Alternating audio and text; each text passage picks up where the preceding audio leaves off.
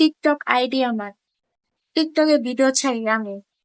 টিকটকে comment box খোলা, কিন্তু কিছু পাবলিক আছে, সেখানে কমেন্ট না করে আমার বাসায় এসে কমেন্ট করবেন।